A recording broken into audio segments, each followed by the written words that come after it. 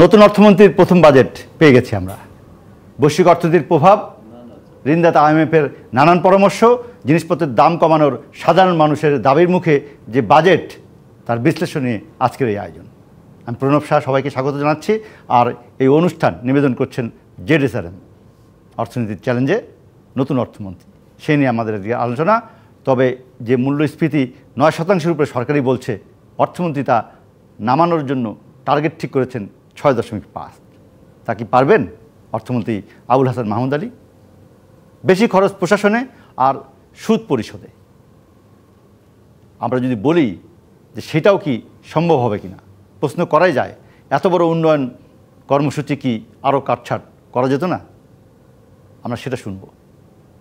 আর যে প্রস্তাবে উনি বললেন, তাতে কি মানুষ সন্তুষ্ট হলো? যে বাজেট প্রস্তাব উনি দিলেন, যে দাবি ছিল জিনিসপত্রের দাম কমানোর, আমরা শুনতে চাই। আমাদের সঙ্গে আছেন এই ZSRM নিবেদিত নতুন অর্থমন্ত্রীর চ্যালেঞ্জ এই অনুষ্ঠানে। আমাদের সঙ্গে আছেন সাবেক কৃষিমন্ত্রী ডক্টর আব্দুর রাজ্জাক MP এবং কৃষি মন্ত্রণালয় সম্পর্কিত সংসদীয় কমিটির সভাপতি, আওয়ামী লীগের সভাপতি মণ্ডলীর সদস্য। আমাদের সঙ্গে আরও আছেন দেশের বিশিষ্ট অর্থনীতিবিদ, CPDর সম্মাননীয় ফেলো ডক্টর দেবপ্রিয় ভট্টাচার্য। আপনাদের দুজনকে স্বাগত। দর্শক, আমরা আলোচনাটা শুরু করতে চাই, তবে তার আগে কতটুকু তথ্য যেটা বাজেটে আমাদের মূল উপস্থাপন করেছেন আমাদের এই প্রথমবারের মতন অর্থমন্ত্রী আবুল হাসান মাহমুদ আলী। আমরা দেখছি যে জাতীয় বাজেটে এবারে যে সমস্ত বৈশিষ্ট্যগুলো আমরা দেখছি, জনপ্রশাসন খাতেই 1,76,137 কোটি টাকা, যা বাজেটের 22.1%। সুদ পরিশোধে খরচ হবে 1,13,000 কোটি টাকা, 14.2% বাজেটের। শিক্ষা ও প্রযুক্তি খাত 1,11,580 কোটি টাকার বরাদ্দ পেয়েছে। পরিবহন ও যোগাযোগে আছে 82,888 কোটি টাকা এবং সেটাই 10%।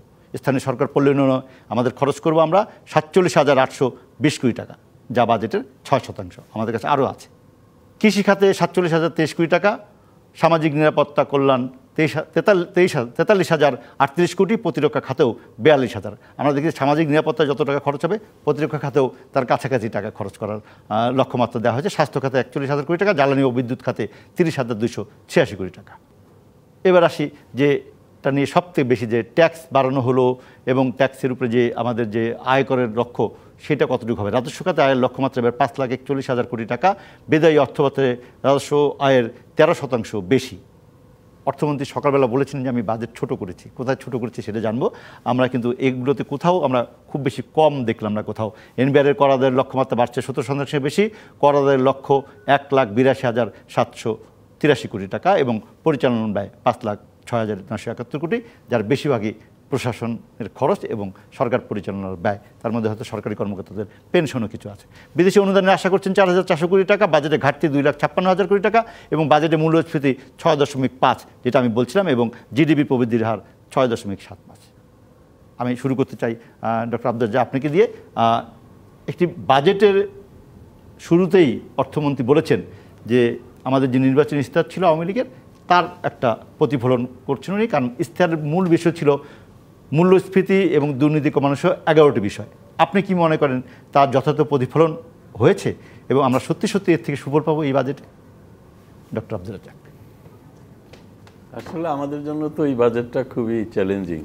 দেশের অর্থনীতি এখন যে পর্যায়ে রয়েছে, একটি হলো যে আমাদের বাণিজ্যের রপ্তানি কম, যদিও রিমিটেন্সের ইনকাম এসেছে, তারপরেও সেটা কিছুটা রপ্তানি রিমিটেন্সের এটা বেড়েছে। আমাদের ডলারের দাম আমরা আরও এর সাথে বাড়িয়েছি, বাড়ানোর ফলে এখন 117-20 টাকা। আশা করছি যে রিমিটেন্স বাড়বে, প্রবাস থেকে আরও বাড়বে বা আরও বেশি আসবে এটি। আর বিশ্ব ভূ রাজনৈতিক প্রেক্ষিতটাকে নিয়ে বাজেটে বারবার বলা হয়েছে, আমি যেটা পুরো দেখেছি, যে মধ্যমেয়াদে গিয়ে বিশ্ব অর্থনীতি গিয়েও কিছুটা স্বাভাবিক হয়ে আসবে।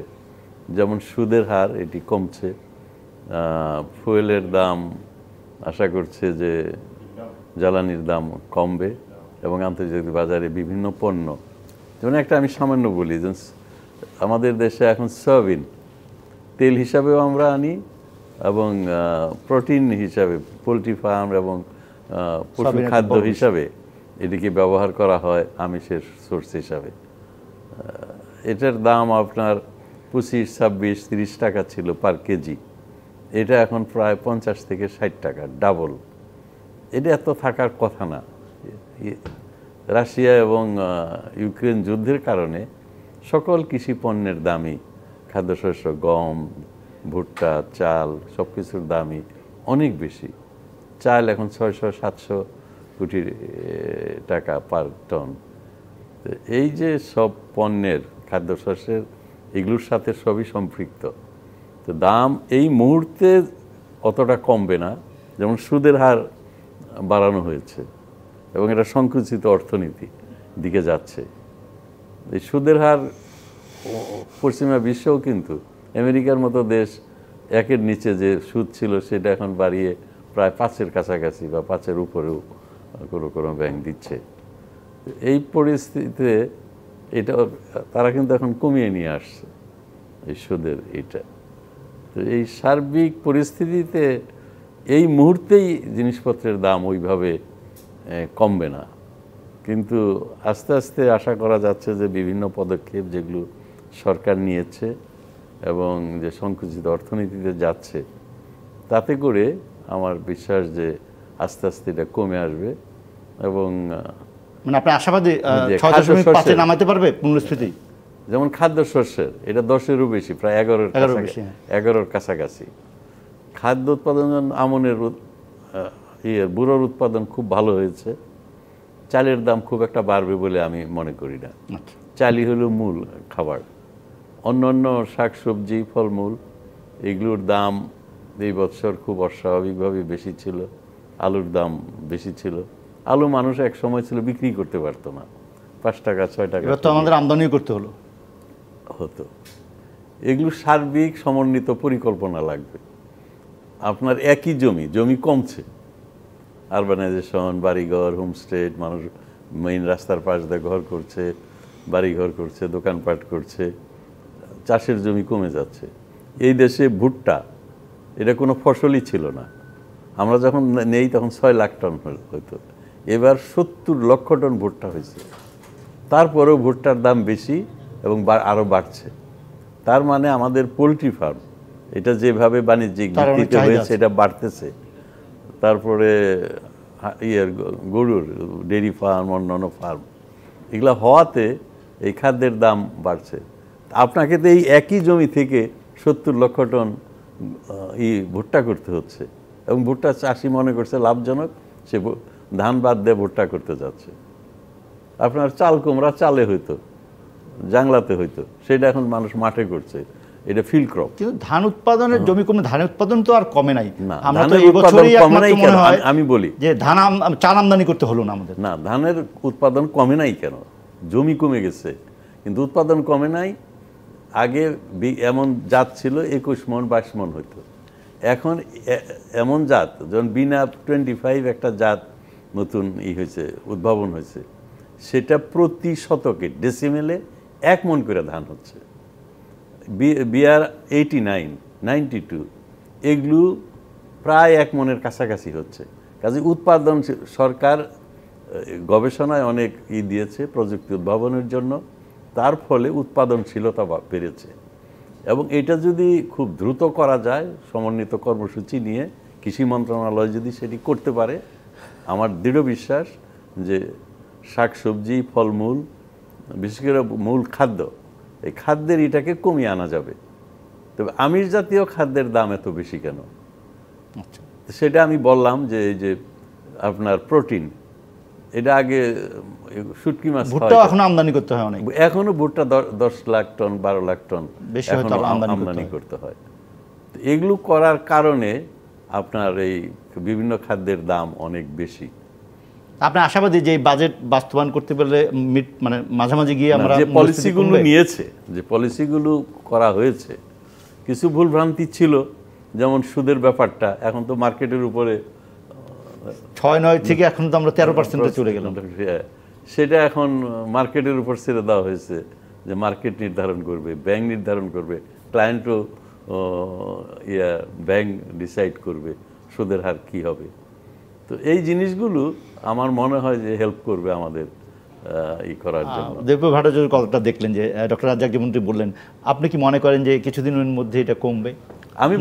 আমি কিন্তু মধ্য ইয়ের কথা বলেছি, আপনাকে সেপ্টেম্বর অক্টোবর পর্যন্ত কি বলবেন। এবং আমাদের অর্থমন্ত্রীও বারবার এটা বলেছেন উনি। প্রণব, প্রথম কথা ধন্যবাদ আমাকে ডাকার জন্য, যদিও আজকে খুবই জটিল একটা দিন সেই হিসেবে, এবং আপনি ডক্টর রাজ্জাকের সাথে আমাকে ডেকেছেন। রাজ্জাক ভাই আমার নেতা, আমাদের আপনারা দর্শকরা জানেন কিনা, আপনি তো জানেন যে আমরা একই টাঙ্গাইলের মানুষ। আর দ্বিতীয় যেটা হলো যে আপনি শুরু করেছিলেন তো নির্বাচনী ইশতেহার দিয়ে। ডক্টর রাজ্জাক নির্বাচনী ইশতেহার প্রস্তুতের নেতৃত্বমূলক ভূমিকা পালন করেছেন, এবং আমি মনে করি যে এটা গতবারেরটাও 2018 এবং এইবারেরটাও খুবই সুগ্রথিত এবং সুচিন্তিত একটি দলিল হয়েছে বলে আমি বিশ্বাস করি, এবং এটা একটি রাজনৈতিক প্রেরণামূলক বা দিক নির্দেশনামূলক ব্যবস্থা রাখার ক্ষমতা রাখে বলে মনে করি। যে 11টি বিষয়কে আনা হয়েছে এবং তার ভিতরে যে মূল্যস্ফীতির বিষয়টিকে যে এক নম্বরে অগ্রাধিকার দিয়ে আনা হয়েছে, এটা আমার মনে হয় বিবেচনার এবং প্রশংসার দাবি রাখে। তো এখন কথা হলো যে এইবারের বাজেট কতখানি ওই রাজনৈতিক দর্শনের প্রতিফলন করতে পারলো, সেইটি হলো বিবেচ্য বিষয়। এবং সেটা যদি প্রতিফলন করে, সেইটার ফলে পরিস্থিতির উন্নতি হবে কিনা, এটা হলো দ্বিতীয় বিবেচ্য বিষয়। এবং রাজ্জাক ভাই যেটা এনেছেন সেটা হলো যে একটা টাইম ডাইমেনশন, এটার সাথে সময়ের একটা বিষয় একটা আছে, আন্তর্জাতিক বিষয়। তো আমি আপনাকে যেই জায়গাটা নিয়ে আসি সেটা হলো, যদি ধরেন মূল্যস্ফীতির কথাই ধরেন, মূল্যস্ফীতির জন্য আমরা বলছি যে এই মুহূর্তে বেশ কিছু সংস্কারের দরকার। সংস্কার সেটার একটা অন্যতম হলো মুদ্রানীতি এবং আপনার আর্থিক খাতের ক্ষেত্রে এবং ব্যাংকিং খাতের ক্ষেত্রে যে সুশাসন এবং কিছু সেখানে নিয়মাবর্তিতা এবং একই সাথে নমনীয়তা, অর্থাৎ বাজার ভিত্তিক করা। কারণ যে সময় আমরা টাকা ধরে রেখেছিলাম 86 টাকার ডলারে, এটা অনুচিত ছিল। সেই সময় আমরা আমাদের রপ্তানির লবির চাপে ওটাকে আমরা সেই সময় করেছি। কিন্তু এখন এইটার ভিতরে এখন যখন যদি সুদের হার বাড়ে আর যদি টাকার বিনিময় হারে পতন ঘটে, তাহলে একদিকে আসবে আপনার আমদানিকৃত মূল্যস্ফীতি, কারণ আমদানিকৃত পণ্যের সাথে, আবার অন্যদিকে সুদের হার বাড়লে পরে আপনার ওইখানে বিনিয়োগ কমবে এবং তার ফলে আপনার কর্মসংস্থান কম হবে, আয় কম হবে। তাহলে তখন চাহিদার থেকে দেওয়ার সমস্যা, দুই দিকে সমস্যা। এই সমস্ত ক্ষেত্রে কি ধরনের সমাধান করা হয়? এই ধরনের ক্ষেত্রে একটা আছে IMF সম্পর্কিত সমাধান, যেটা হলো এই প্রথম যেটা বললাম, এইটা সেই অংশটা। অর্থাৎ তারা সুদের হার এবং বিনিময় হার দিয়ে বাজারকে নিয়ন্ত্রণ করার চেষ্টা করে এবং এটাকে ঠান্ডা করার চেষ্টা করে যাতে চাহিদাটা কমে। কিন্তু আরেক গ্রুপের অর্থনীতিবিদরা আছে, কিছুটা আমি সেখানে আছি, সেটা হলো তারা বলে এইটা ঠিক আছে কিন্তু এটা যথেষ্ট না। এটার সাথে সাথে আপনার অন্তত আরও দুটো কাজ করতে হবে। প্রথম কাজটা যেটা করতে হবে সেটা হলো অভ্যন্তরীণ বাজারমুখী ক্ষুদ্র এবং মাঝারি শিল্পে আপনার সমর্থন দিতে হবে এবং কৃষিকে আপনার জোরদার রাখতে হবে খাদ্য নিরাপত্তার জন্য। এখন দেখেন এই মুহূর্তে সঠিকভাবে বলেছেন রাজ্জাক ভাই যে কৃষির অবস্থা কিন্তু তুলনামূলকভাবে ভালো, খাদ্য নিরাপত্তার জায়গাটাতে আমরা একটু ভালো আছি, এটা শক্তির জায়গা। কিন্তু একই সাথে আপনি যখন বিভিন্ন ধরনের কর রেয়াতকে দিচ্ছেন, তখন আপনি ক্ষুদ্র এবং মাঝারি শিল্পকে সুদের হারের ক্ষেত্রে তার আমদানির ক্ষেত্রে আপনি তাকে সেই সুযোগগুলো রাখছেন কিনা। এখন পর্যন্ত যেই বাজেটটি প্রস্তাবিত হয়েছে সেই স্বচ্ছতাটা সেখানে নাই। কারণ হলো IMF এর কথা অনুযায়ী কোন কোন রেয়াত আপনি তুলে দিলেন এটা আমি বলতে পারি না, মন্ত্রীরা বলতে পারবে কিনা আমার সন্দেহ আছে। হ্যাঁ, কিন্তু তাদের একটা বড় চাপ ছিল যে রেয়াত অব্যাহতি হোক, কারণ অনেক ক্ষেত্রে অনেক রেয়াত আছে যেগুলি খাত কেনা কোনো প্রতিষ্ঠানকে দেওয়া আছে, বড় বড় গ্রুপকে দেওয়া আছে, তারা খুবই ক্ষমতাশালী এবং তারা এগুলোকে বাজার নিয়ন্ত্রণ করে। ওই যে তথাকথিত সিন্ডিকেট বলেন না, তারই অংশ তারা। এটা হলো একটা। আর দ্বিতীয় যে কাজটা করতে হয় সেটা হলো যে আপনার সামাজিক সুরক্ষাকে বড় করতে হবে। যে আপনি অনেকগুলো তথ্য এখানে দিলেন না, আমার তো নিষ্পিস করছিল আপনার তথ্যগুলোকে কিছু কিছু এটার উপরে কিছু মন্তব্য করতে। যেমন আপনি দেখালেন শিক্ষা এবং প্রযুক্তি বিজ্ঞানের একটা বড়, আরে ওটার ভিতরে তো আপনার রূপপুর পারমাণবিক কেন্দ্র আছে, সেই কারণে ওটা বড় দেখা যায়। আপনি দেখালেন ওখানে সামাজিক সুরক্ষায় বিরাট কিছু একটা বললেন, প্রতিরক্ষা এবং সুবিধা, ওটার ভিতরে তো আপনার সরকারের পেনশন ফান্ড আছে। তো এখানে তো ফাঁক আছে, আমরা এগুলো তো জানি, সেহেতু আপনার সামাজিক সুরক্ষার ক্ষেত্রে সমাধান করা দরকার ছিল। দেখুন লক্ষ্যটা কোথায় জায়গায়, সরকার সঠিকভাবে ফ্যামিলি কার্ড দেওয়ার কথা চিন্তা করেছে, 1 কোটি করে। এই তালিকা আপনি দেখেছেন কোথাও? সেটাই। এই তালিকা কোথায় আছে আপনি বের করে আমাকে দেখান তো। আমি বাংলাদেশের বিভিন্ন জায়গায় ঘুরি, স্থানীয় এমপিদের জিজ্ঞেস করেছি আপনি বলেন তো দেখি, না না ওনারা জানে ওনার। কিন্তু কেন ডিজিটাল বাংলাদেশে এটা স্বচ্ছভাবে টিপলে পরে আমি কেন পাবো না? এবং ওই লোকটার নাম, ওই পরিবারের লোকগুলি শুধু কি মাতবরের পরিবারের লোক হলো, অন্যরা কিনা? এবং সেই এখন যে ভাতা দিবেন সেই ভাতার ভিতরে তারা আছে কিনা? এবং এটা তো দেখার বিষয়, দুই রকম সুবিধা পায় কিনা এক লোকই। এক্স্যাক্টলি, সেহেতু আপনার দক্ষতার একটা বড় ব্যাপার আছে। এখন এই দক্ষতাগুলোকে যদি আপনার রক্ষা করতে হয় তাহলে সেই বিচারে আপনার এক ধরনের স্বচ্ছতা এবং জবাবদিহিতা লাগে। সেটা স্থানীয় সরকার বলেন, এমপি সাহেবরা বলেন এবং ইত্যাদি, এবং আমলাদের উপরেও এটা আপনার কিছু নজরদারির দরকার করে। সেই জায়গাটা হলো আপনার বাজেটকে বাস্তবায়নের ব্যাপার অন্যটা। তো আমি যেটা আপনাকে বলে শেষ করতে যাচ্ছি, অর্থমন্ত্রী অনেক ক্ষেত্রে বিভিন্ন শব্দ ব্যবহার করে গেছেন, কিন্তু কোনো একটা সুচিন্তিত, সুগ্রথিত, সুদূর প্রসারী একটা কৌশল কিন্তু উনি কোথাও উপস্থাপন করেন নাই। এবং ওই কৌশলটাও এটাও করেন নাই গত বাজেটের বাস্তবায়নের পরিস্থিতিটা কি হলো এবং যেখানে যেখানে ঘাটতি হলো সেখানে হলো না। দেখুন আপনারা সাংবাদিকরা কি করেন, গত বাজেট কি হয়েছে একটা কথাও তো আপনিও বললেন না। আপনি তো আগামী বাজেট নিয়ে আলোচনা করছেন, অথচ এই বাজেট তো হবে ওইটার ভিত্তিতে। ওই যে আপনি জাতীয় রাজস্ব বোর্ডের যে করের লক্ষ্যমাত্রা দিলেন, ওটা তো গত বাজেটের ভিত্তিতে, ওর তো 80% বাস্তবায়ন হয় নাই। তো তাহলে তো ওই টাকাটা কি এটার সাথে যুক্ত হবে? তাহলে তো একটা অলৌকিক, অসম্ভব একটা জিনিস জাতীয় রাজস্ব বোর্ডের জন্য দিবেন। আর আমি শেষ কথা বলি, যেটা বলা হয় সংকোচন, আসলে অত সংকোচন হয় নাই। আপনি যদি বিনিয়োগ কমায় দিবেন কিন্তু প্রবৃদ্ধি আবার 6.7% হবে, তাহলে হবে না। কিভাবে আপনি এটা সম্ভব? আপনি দেখেন আপনি আমদানি গত বছর ছিল মানে 15% কম হয়েছে আমদানি, 15% কম, হ্যাঁ 10% এখন শেষ প্রজেকশন যেটা বাজেটে এটা দাঁড়ালো। কিন্তু আপনি বলছেন 10% বাজেটে এখন পর্যন্ত দেখিয়েছে 15%। তো এটা নির্ভর করে কোন মাসে দেখতেছি। তারপরে আপনি বলতেছেন যে রেমিটেন্স কমবে 3%।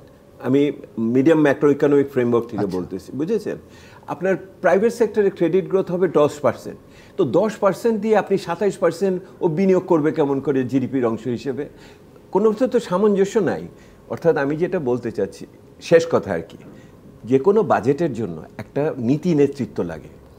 ওই নীতি নেতৃত্ব জায়গাটা যে সমন্বয় করে, সে এটাকে সমন্বয় সাধন করে কোথাও কোথাও ছাড় দেয়, কোটাকে সামনে নেয়। ওই ছাড় এবং সামনে নেওয়ার জায়গাটার ক্ষেত্রে আমি অত বেশি আলোকিতভাবে দেখতে পাচ্ছি না আর কি। এটা আমার সেজন্য আমার প্রশ্ন, যে এই যে চ্যালেঞ্জটার কথা উনি বললেন, মূল্যস্ফীতি প্রধান চ্যালেঞ্জ না, নির্বাচনী ইশতেহার থেকে আমরা শুনে আসছি, তা কি করলে আমি তো যেমন আপনাকে আমি বলতেছি যে IMF এর কথা অনুযায়ী আপনার একটা পার্ট, কিন্তু তারপরে আমার আরো দুটো পার্ট আছে। একটা হলো আমার উৎপাদনের চাহিদাকে, সাপ্লাই চেইনকে আমার ঠিক রাখতে হবে এবং সেটাতে কৃষিটা হয়েছে, অন্যটাতে চালু রাখতে হবে, অপ্রাতিষ্ঠানিক খাতে কর্মসংস্থান চালু রাখতে হবে, আর কিছু মানুষকে সুরক্ষা দিতে হবে, এটা যত বেশি সম্ভব দেওয়া। ওনারা এবার কি করলেন, দিলেন মাত্র যে বাড়ালেন ঠিকই, কিন্তু মানুষের মাথা পিছু আপনি টাকার পরিমাণ বাড়ালেন না। ওই টাকা দিয়ে কি আজকালকার এই বাজারে কিছু হয়? আমার আজকে আমরা সকালবেলা আমি একটা বলি, সেটি হলো যে একদম যারা গরিব, আপনারা এটা বলেছেন যে বেনিফিশিয়ারির যে লিস্টটা, তাদের লিস্ট পাওয়া যায় না। ফ্যামিলি কার্ডের যেটা ফ্যামিলি কার্ড, 1 কোটি পরিবার, ফ্যামিলি কার্ড, আপনি 1 কোটি কার্ড বা 50 লক্ষ কার্ড আছে, যে 5 মাস আপনার 30 কেজি করে চাল দেওয়া হয়। আগে 10 টাকা ছিল, এটা 15 টাকায়। 15 টাকা কিন্তু একটা ভালো সহযোগিতা। কিন্তু দেবপ্রভু ভট্টাচার্য যদি বলেন, আপনি সংসদ সদস্য হিসেবে আপনি জানেন আপনার এলাকায় কে পায়? অবশ্যই আমি জানি, কেন জানবো না? আমি জানি, ওই তালিকা কেউ চাইলে দেখতে পাবে। কিছুটা প্রবলেম হয়েছে, এটাকে এখন অনেক উন্নত করা হয়েছে। কিভাবে করা হয়েছে? কিন্তু একটা জিনিস আপনাকে করতে হবে, যে এই চালটা কিন্তু কম দামে এলাকায় যাচ্ছে। এমনও আমরা দেখেছি BGF এর আমরা চাল দিয়েছি, BGF এর চাল নেয় নাই, বিক্রি করে দিয়ে চলে গেছে। এখন এই পরিস্থিতিটা নাই। এমন লোককে দিয়েছেন কার্ড, তার দরকার নাই। 18-19 সালে একদম রিকশাওয়ালা বা গরিব মানুষ, সে বলে যে আমি এই মোটা চাল খাই না। আমি নিজে দাঁড়িয়ে জিজ্ঞাসা করেছি যে চাল বিক্রি করতেছো কেন? বলে যে মোটা চাল আমরা খাই না, এটা বিক্রি করে দিয়ে আমি সিগনেচার। মোটা চাল খাবে কে? পাইকাররে জিজ্ঞাসা করলাম যে কিনতেছে, সে বলে যে এগুলো কোস্টাল এরিয়াতে, নোয়াখালী, ভোলা, এই সমস্ত এলাকার মানুষ তারা মোটা চাল খায়।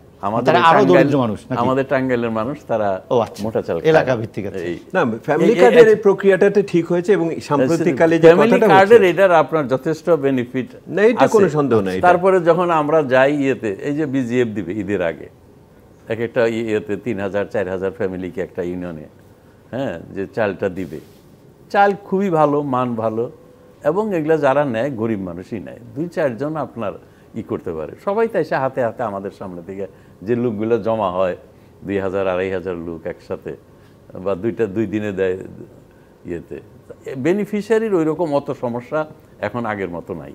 সবার ঘরেই খাবার আছে, তো খাবার নিয়ে তা আমাদের জিনিসপত্রের দাম কমাতে, মানুষের কষ্ট কমাতে কতটুকু সহায়তা উনি হয়? যেটা বলেছেন যে সার্বিক অর্থনীতির এই সমন্বয়, যে মুদ্রাস্ফীতি, মুদ্রানীতি, তারপরে আপনার ব্যাংকিং সেক্টরের মিসম্যানেজমেন্ট যেগুলো হয়েছে, এগুলোকে সব বিবেচনায় নিয়ে কিভাবে সার্বিক অর্থনীতিটাকে আমরা এগিয়ে নিয়ে যেতে পারি, একটা জিনিস আপনার এটা করতে হবে। উনি আমার সাথে একমত হবেন, বলেছেন যে বাংলাদেশে এখন কৃষির অবদান জিডিপিতে 12-13%।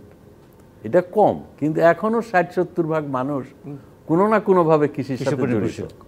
এবং এই জন্য কিন্তু বাংলাদেশের এই যে ডলারের দাম এত বেড়েছে, এত ডলার লন্ডারিং হয়েছে, দেশ থেকে চলে গেছে, তারপরেও ইকোনমিটা যে আছে, এই কৃষি কিন্তু একটা বাফার হিসাবে কাজ করছে।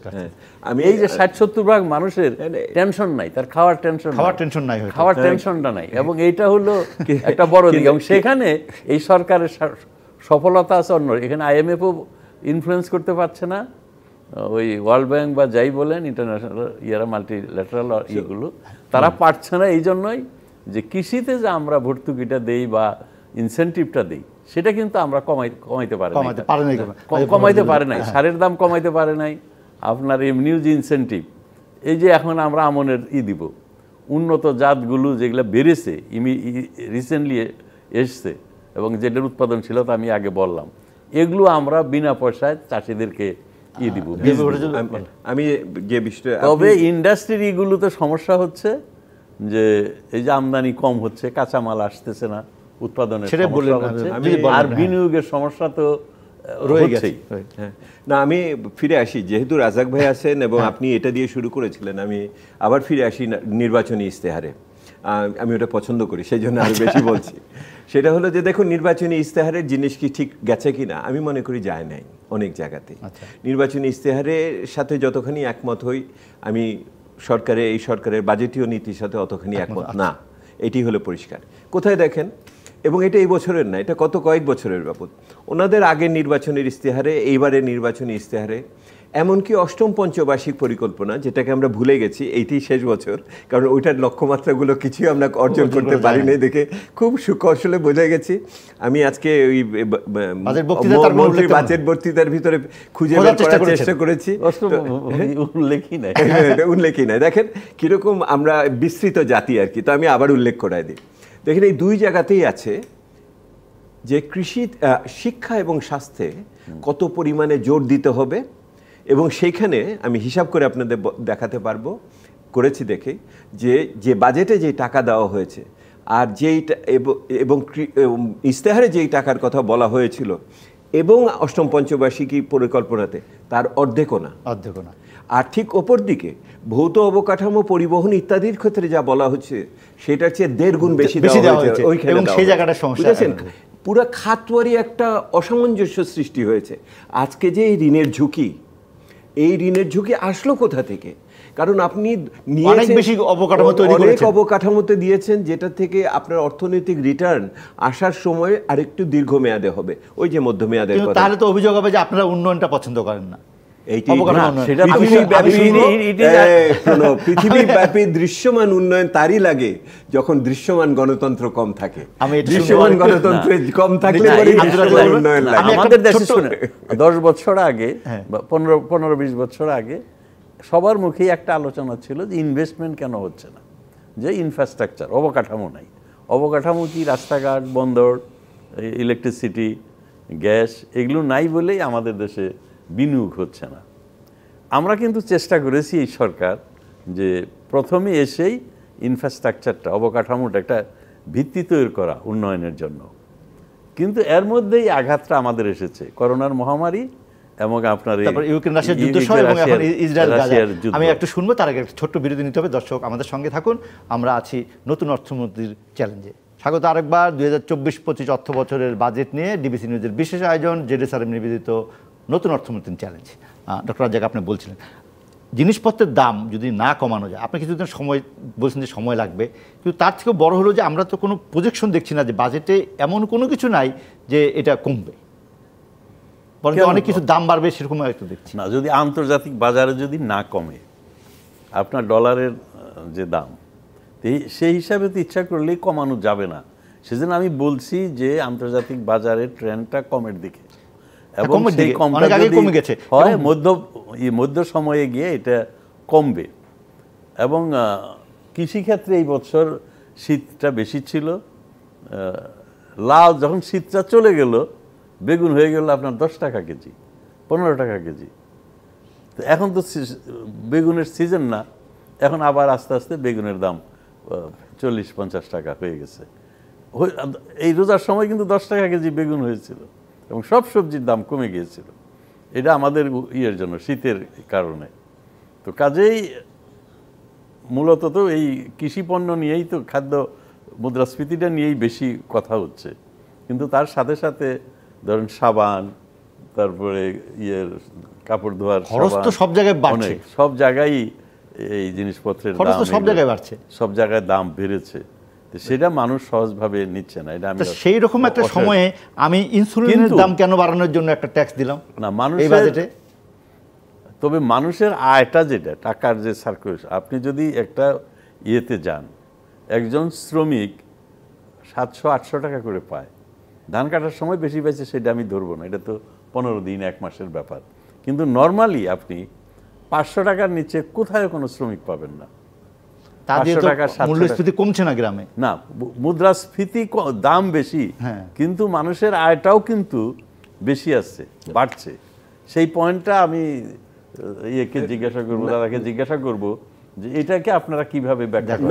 আমি একটা উদাহরণ দিই। আমি গত রোজার সময় গেলাম ভোলায়, আমি জিজ্ঞাসা করলাম, রোজার সময় ছিল এই বছরের আগের বছর, ভোলার একদম চর এলাকা, একদম উপকূলবর্তী, পেঁয়াজ তুলতেছে। আমি পেঁয়াজ দেখতে গেছি যে কত করে তোমার মজুরি কত আপনাদের?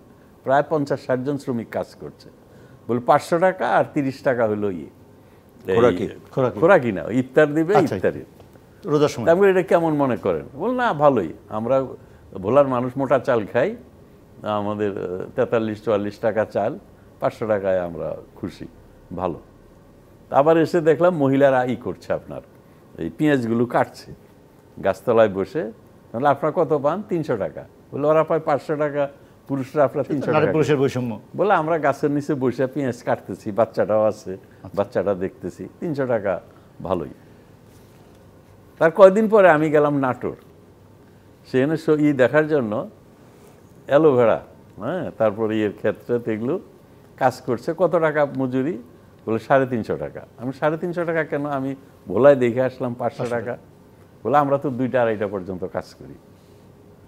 আর বিকালে কি করেন? যে 2টার পরে 2:30টার পরে নিজের কিছু জমি টমি আছে, বর্গা আছে, ওগুলা চাষ করি। আর নাহলে গোসল একটু ঘুমাই এসে বাজারে চাটা খাই, আড্ডা দিই, এরকম। দেখেন নাটোরের মতো জায়গায় এই পরিস্থিতি।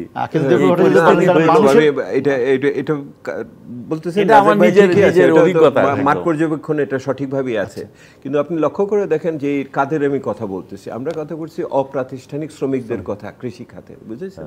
এবং এটা তো হয়তো ঢাকাতেও হয়তো আপনি কোনো কাজের ভিতরে আসবেন, কিন্তু প্রথম কথা হলো যে এরা হয়তো সারা বছর 365 দিন কাজ করে না। এটার সেহেতু আপনি গড় করলে পরে দেখবেন যে হবে না। পরিসংখ্যান ব্যুরোর যে শেষ হিসাব, তাতে দেখা না, খানা জরিপের আগে আমি পরে আসতেছি, এই যে মজুরির যে মানে অনুমিতি হচ্ছে আর কি, দেখা যাচ্ছে যে 5-6% বেশি বাড়ে না, যেখানে আপনার 10% করে আপনার মূল্যস্ফীতি রয়েছে। সরকারের আনুষ্ঠানিক ঘোষণা, এটা আমার সরকারের হিসাবে যে আপনার মজুরি অতখানি রেসপন্সিভ না ওইরকম যে আপনার দামের সাথে। এটা হলো 1 নম্বর।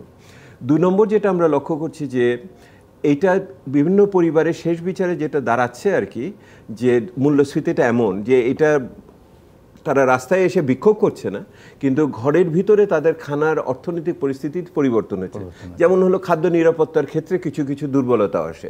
3 বেলা খেত 2 বেলা করতেছে, 3 পদে খেত 2 পদ করতেছে, সে বাচ্চার মানে শিশু খাদ্যটাকে রক্ষা করতে চেষ্টা করছে। দ্বিতীয়ত যেটা হচ্ছে, এই সমস্ত এরা অনেকের তাদের সঞ্চয় ভাঙতেছে। দেখেন টাকা ব্যাংকের ভিতরে টাকার আমানত পরিমাণ কমে যাচ্ছে দেখেন। তৃতীয়ত যেটা হচ্ছে, তাদের সে অনুসারে ঋণগ্রস্ততাটা বাড়ছে। আমি এদের কথা ছেড়ে দিলাম, এর ফলে এই যে বাল্য বিবাহ বেড়েছে, শিশু শ্রম অনেক ক্ষেত্রে বেড়েছে, আপনি গড় আয়ু পতন হয়েছে শুধু কোভিডের কারণে না, ইত্যাদি ইত্যাদি। আমি এগুলি ছেড়ে দিলাম। আসল জায়গাটা কোথায়? আসল জায়গাটা হলো এই সরকারের আমলে যে মধ্যবিত্ত গড়ে উঠেছে গত 1.5 দশকে, তারা কেমন আছে? আপনি উনি পর্যবেক্ষণে বললেন, আমি পর্যবেক্ষণে বলি।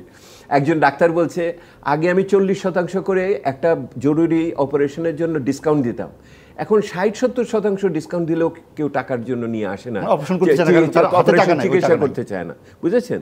বাচ্চাকে স্কুলে 2 ভালো স্কুলে পড়াতো, এখন বলে আমি 2 স্কুলে একসাথে পড়াতে পারি না, একজনকে পড়াবো। তো আমি জিজ্ঞেস করলাম, কি ছেলেটাকে রাখলেন, মেয়েটাকে বের করে দিলেন? বলে না, 2টোই ছেলে, ঠিক আছে, দুজনই একজনকে নিয়ে আসছি। এরকম গাড়ি কিনেছে, তেল নিয়ে চলাতে পারে না। বুঝেছেন? 2 জনের পরিবার যদি চাকরি না করে তাহলে চলতেছে না।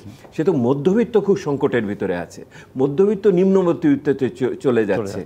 এইটা কিন্তু সামাজিকভাবে আমাদের দুর্বল করে দেয়, এবং এটা কিন্তু সরকারেরই ছিল, কিন্তু তাদের, আমি এদের বলি মেট্রো রেলের জনগণ। এটা মেট্রো রেলের জনগণ, কিন্তু ওই মেট্রো রেলে চলছে, কিন্তু খাদ্য ঠিক মতো হচ্ছে না। আমি যে জায়গায় আপনাকে নিয়ে আসতে চাই, যেহেতু আমি বারবারই বাজেটের সাথে রাজনৈতিক দর্শনকে মিলাতে চাই, আমি তো বলেছি আমি বইটাকে পছন্দ করি।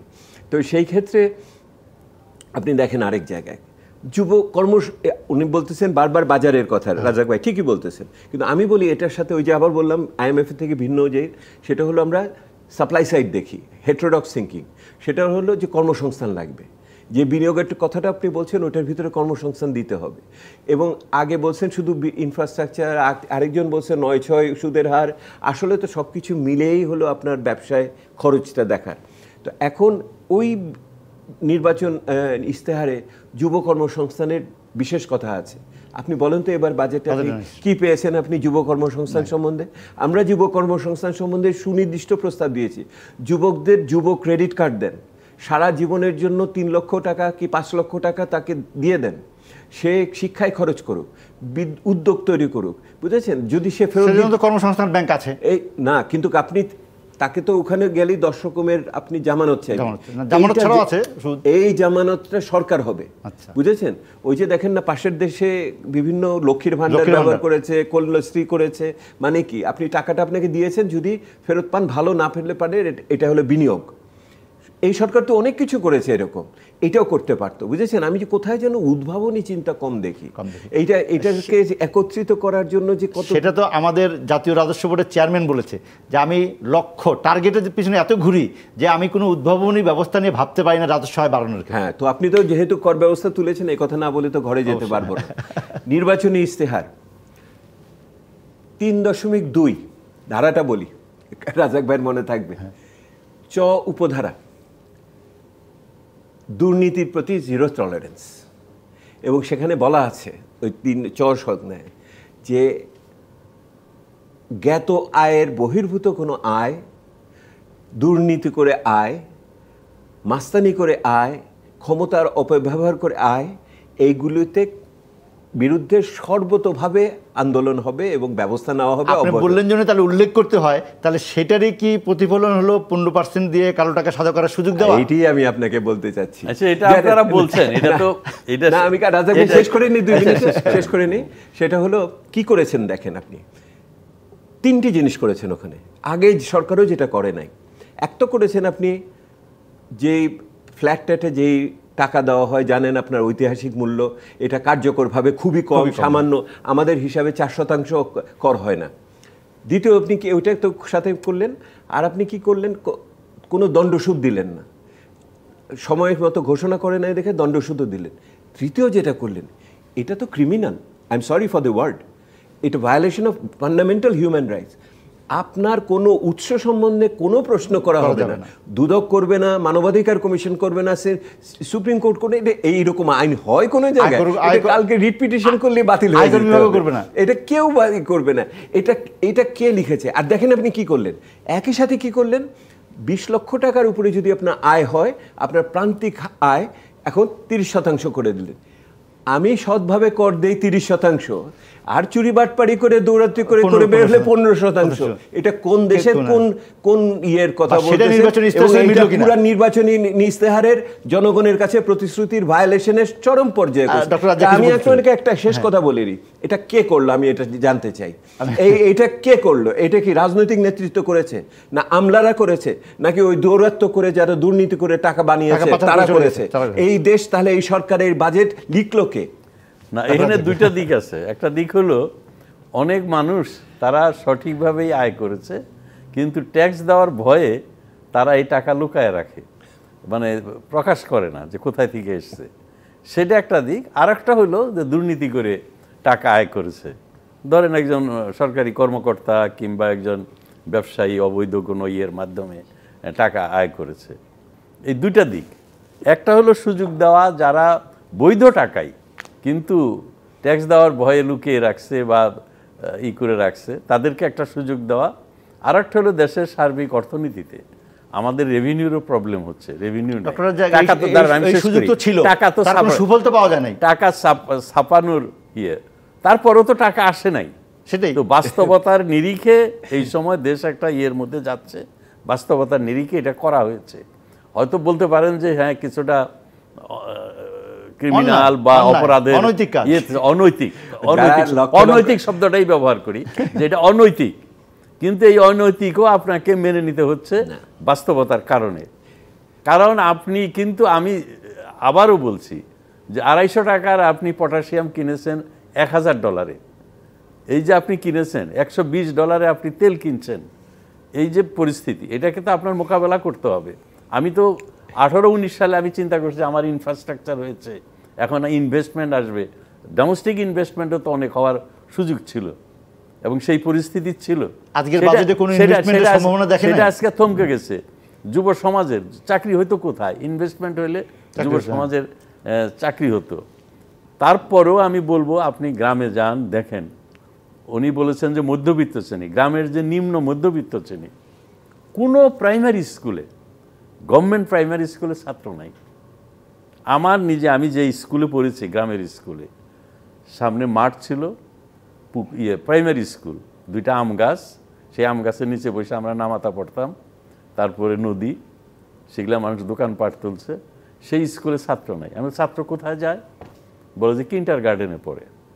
2টা কিন্টার গার্ডেন চলে ওই প্রাইমারি, সেখানে তো খরচ আরো বেশি। হ্যাঁ, জোনাকি এবং আরেকটা তো সেখানে কেন পড়ে? ওখানে পড়াশোনার কারা পড়ে? ওই রিক্সাওয়ালার ছেলেরাও পড়ে, প্রাইমারি স্কুলে যায় না। কাজেই সার্বিক এই যে আমরা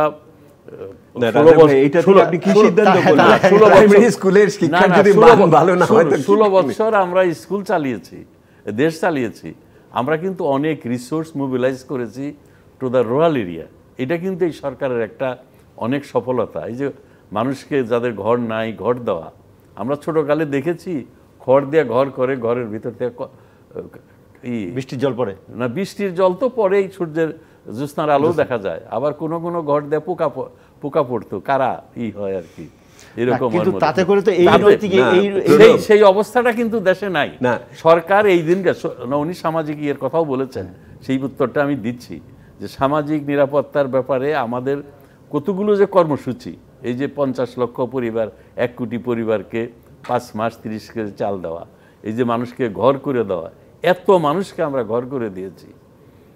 তারপরে আপনার এই বিভিন্ন ধরনের সাহায্য দেওয়া, বিধবা ভাতা, ভাতা, এই সমস্ত তুলনামূলকভাবে যদি আপনি আগে চিন্তা করেন যে রিসোর্সকে মোবিলাইজ করার জন্য রুরাল এরিয়াতে এই সরকার অনেক কর্মসূচি নিয়েছে। কিন্তু তাতে না কর্মসংস্থান বাড়লো, না মানুষের আয় বাড়লো। না, বাড়লো না কেন? আপনার কৃষির উৎপাদন বাড়লো কেমনে? আপনি যদি 90 টাকার সার আপনি 25 টাকা করেছেন।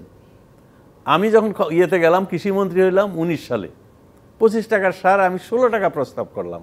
ডিএপি সার, এটার গুণ বেশি, সময় নাই আমি একটু বলছি যে গুণাবলী বেশি, এটা বেশি ব্যবহার হওয়া দরকার, তাহলে আরও কমাতে হবে। আমি প্রাইম মিনিস্টারের সাথে কথা বললাম, উনি বলে যে এত কমাইতে পারবা, আচ্ছা দাও, সামারি দাও। আমি 16 টাকায় সামারি দিচ্ছি, উনি সই করে দিচ্ছেন। 90 টাকা ছিল সে সার বিএনপির আমলে, সেই সার আমরা 16 টাকায় দিয়েছি। আপনি মনে করেন তার ইম্প্যাক্ট আছে না? এতে কি তাতে উৎপাদন বেড়েছে, হয়তো উৎপাদন বেড়েছে। কথাগুলো বলতেছেন এই কথাগুলো সত্য। আচ্ছা, regardless of size of the farm, আপনি যখন regardless of the size of the farm, না ঠিক আছে, আমি শেখ হাসিনা নেত্রীকে এটাও বলেছি, যখন পটাশিয়ামের দাম 1200 টাকা, টিএসপির দাম 800 টাকা, আমি বললাম যে আপনি কোথায় থেকে এই টাকা দিবেন? আপনি কি চুরি করবেন? আপনি কি কোনো গুপ্ত ধন আছে সেখান থেকে এনে দিবেন?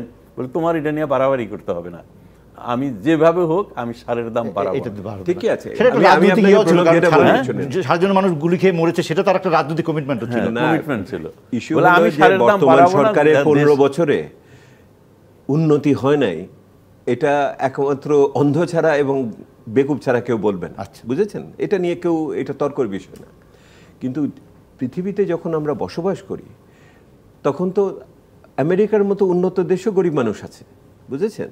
অর্থাৎ সমাজের ভিতরে বহুবিধ সত্যতা থাকে। আমরা এটাকে বলি মাল্টিপল রিয়ালিটি, এবং এটাকে আমরা বলি যে সমান্তরাল বাস্তবতা। গ্যারিতে কি রকম গরিব মানুষ, কালোরা। হ্যাঁ, না, আপনি এটা সমান্তরাল, এটাও ঠিক, এটাও ঠিক। আপনি যদি বলেন যে এইটি একমাত্র ঠিক, এটা ঠিক না, তাহলে আমার সমস্যা আছে। না, সেটা আমি বলছি, এইটাই আমিও এটাই বলছি। এখন দেখার বিষয় হলো, আমার একটাই আজকে সন্ধ্যায় বিষয় ছিল সাধারণভাবে, সেটা হলো নির্বাচনী ইশতেহারের সাথে মিলিয়ে এটা করেছে কিনা। আমি আপনার কাছে প্রশ্ন করতে চাই, যারা লিখেছেন তারা কি এই রাজ্জাক ভাইয়ের নেতৃত্বের কমিটির নির্বাচনী ইশতেহার এবং নেত্রী যেটাকে মাননীয় প্রধানমন্ত্রী যেটাকে লঞ্চ করলেন সেটা পড়ে দেখেছে কিনা? তারা আদৌ এটা কোনোদিন পড়ে দেখেছে যে সেটার আলোকেই করা হয়েছে? এটা তো মুখের কথা। উনি এই বইয়ের বিভিন্ন চ্যাপ্টারেই ওইটা লিখতে হয়, উনি লিখেছেন, আদৌ উনি লিখেছেন কিনা সেটাও আমার প্রশ্ন। সব জায়গায় আমি আপনাকে বলতেছি, এটা তো হলো কাজের ভিতর দিয়ে আপনার ফলং পরিচয়, আপনি ফল দিয়ে পরিচয়। আইসিটি, যেমন আইসিটি সেক্টরটা, এই যে আপনার অপরচুনিটি তো অনেক ক্রিয়েট হয়েছে। না না, এগুলো তো কেউ না করতেছে না রাজ্জাক ভাই। ইস্যুটা হলো ফ্রিল্যান্সিং। আমাদের এই প্যারালাল রিয়ালিটি, সমান্তরাল বাস্তবতার ভিতরে, এবং আমি আরেকটা সময় বলি সেটা হলো প্রতারণামূলক বাস্তবতা। আপনি এমন বাস্তবতা দেখছেন যে আপনি প্রতারিত হয়ে যান না, কারণ হলো এটার পিছনে আরও সত্য আছে। যেমন আপনি তথ্যগুলো বলছিলেন, এর পিছনে অন্য সত্য আছে। তো এখন বর্তমান সরকারকে ওই আগাতে হলে যে সামাজিক ভিত্তিটাকে রক্ষা করে বাংলাদেশ আওয়ামী লীগ গড়ে উঠেছিল, যেটার ভিত্তিতে আপনি যদি দেখেন পেশাজীবীরা, ক্ষুদ্র কৃষকরা, আপনার সেই অর্থে ছোট যারা ব্যবসায়ী ইত্যাদি মধ্যবিত্ত, এইটাই ছিল আওয়ামী লীগের সাধারণ একটা ছিল তার শক্তি। সেই শক্তির ভিত্তিতে বঙ্গবন্ধু স্বাধীনতা এনেছেন। এইটার ভিত্তিতেই আপনি যদি স্বৈরাচার বিরোধী আন্দোলন হয়েছে, উনি মুক্তিযুদ্ধ করেছেন, এবং তারপরে এইটার ভিত্তিতে আমরা পরবর্তীতে বিভিন্ন নির্বাচনে। আপনি বলছেন যে সেই রাজনৈতিক আদর্শটা এই বাজেটে নাই। এই মুহূর্তে আওয়ামী লীগ যেটা করছে এই বাজেটের ভিতর দিয়ে, বিশেষ করে এই 15% টাকা দিয়ে এই চুরি বাটপাড়িকে হালাল করছে, এইটা আওয়ামী লীগের শোভা পায় না। এটা বাংলাদেশ আওয়ামী লীগের জন্য, বঙ্গবন্ধুর আওয়ামী লীগের শোভা পায় না। এই আওয়ামী লীগ অন্য কারুর আওয়ামী লীগ হয়ে গেছে। এইটার উপরে নিয়ন্ত্রণ করে নিঃসন্দেহে এমন কিছু গোষ্ঠী, ব্যক্তি, প্রতিষ্ঠান, যেটা আমাদের ওনার এই ইচ্ছাটার অভিলাষটাকে ব্যক্ত করে দিল। আমি কিন্তু বলেছি যে জিনিসটা আমরা তো গোপনে করি নাই, আগের সরকারও করেছে। আগের সরকারও না, কোন সরকার কোন প্রশ্ন ব্যতিরেকে গ্রহণ করবে এটা কেউ বলে না। সেটা না, প্রশ্ন ব্যতিরেকে আপনারা এই প্রশ্ন আগেও তুলেছেন, গত বছর এটা ছিল না, এই প্রশ্ন উঠবে এটাই স্বাভাবিক, সেটা জেনেই আমরা করেছি। আমরা এর থেকে কিছু পজিটিভ বেনিফিট আমরা ইতিবাচক দুজনকে ধন্যবাদ পাবো, আমরা সেটা আশা করি, এবং পার্লামেন্টে এটা নিয়ে আলোচনা হবে নিশ্চয়ই সংসদে। আমরা চাই সংসদ সদস্যরা যেটি বলেন যে সেই রাজনীতিটা, আওয়ামী লীগের সেই রাজনীতিটা আমরা দেখতে চাই, বাজেটের সেই সমস্ত জিনিসটা যেন সংশোধন করে আবার আমাদের সামনে উপস্থাপন করে পাশ করার আগে যেন এই বিষয়গুলো আলোচনা হয়। আমি 1 মিনিট একটু বলবো, ধর্মনিরপেক্ষতা, সামাজিক নিরাপত্তা, আমরা কোনোদিন ডেভিয়েট করি। ধন্যবাদ আপনাদের দুজনকে, ধন্যবাদ দর্শক আপনাদেরও। আজকের মধ্যে শেষ করছি জেড এস নিবেদিত আর এই বিশেষ আয়োজন।